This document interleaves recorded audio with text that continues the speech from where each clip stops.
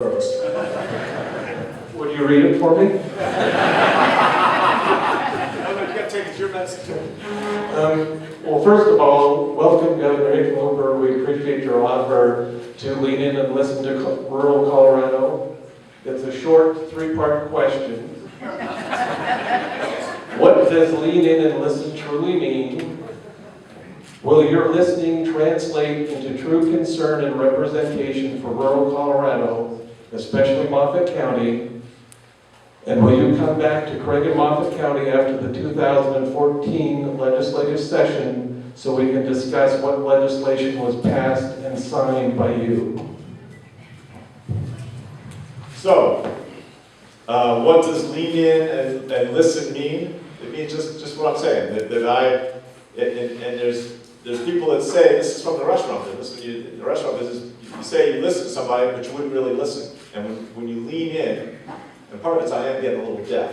I loved music when I was a kid, so I spent too much time too close to amplifiers. But you lean in, what you're trying to say, that's just a nice way of saying you're going to listen harder, right? Is that going to translate into a true concern? There already is a true concern, right? And anybody who's misrepresenting that, I'd like to argue back against it.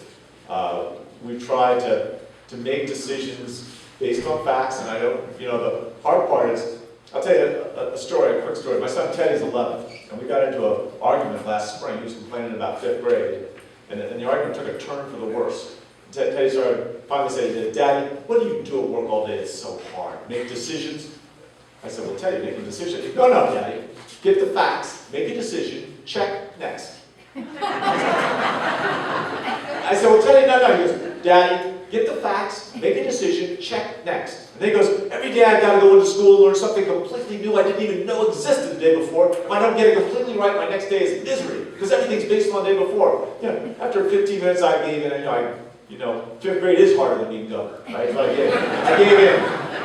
But the next day, as often happens with Teddy, next day I figured out what I should have said. And I should have said, get the facts, make a decision, check next.